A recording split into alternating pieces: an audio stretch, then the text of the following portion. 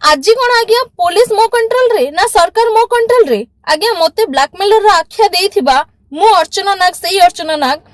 मु कहा को कौन कंट्रोल रे आनी परिबी आपण आपनकर करिथिबा कर्मर फल भोगुचंती भाई आपण सुधरी जांतु आउ अपनिंदा अपजस भौणी को दियंतु नाही। श्री अमरेश जेना और बाइया जेना आज मु तांको देखिली गणमाध्यम सामना रे गिरफ्तारी हेबा समय रे मो ना उच्चारण करिसंती कि ए विषय रे अर्चना नाग को पछरंतु बोली। आज्ञा आपण मानक जरिया रे मु स्पष्ट कर देबा को चाहूची मु ए घटना विषय रे किछि जानि नाही किंबा ए घटना रे पीड़िता को मु चिन्हि नाही। कौन ए घटनार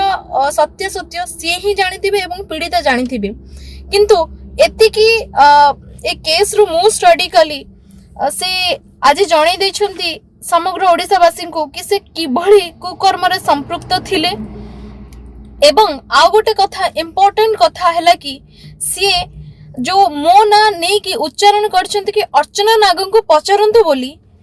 से एथिरे स्पष्ट कर दउछंती कि सी मो प्रति हेतिबा अन्याय अत्याचार एवं केस रो संपूर्ण मास्टरमाइंड और सी मो घटना रे संपृक्त थिले। आज्ञा कहंतु जदि से संपृक्त नथिले ताहले से केमिति विगत दिन रे कहउथिले अर्चना नाग को चिन्हि नांती बोली आज से जानि गले अर्चना नाग किए बोली। थैंक यू भाई आपण मते मने रखिचंती आपण मानक माध्यम रे मो भाई को धन्यवाद जणाया को चाहूची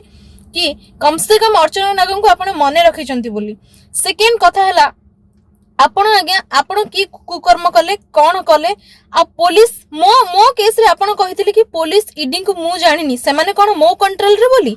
आज कौन आज्ञा पुलिस मो कंट्रोल रे ना सरकार मो कंट्रोल रे आज्ञा मते ब्लैकमेलर आख्या देइथिबा मु अर्चना नाग सही अर्चना नाग मु कहा को कौन कंट्रोल रे आनी परिबी आपण आपनकर करिथिबा कर्मर फल भोगुचंती भाई आपण सुधरी जांतु आउ अपनिंदा अपजस भौणी को दियंतु नाही।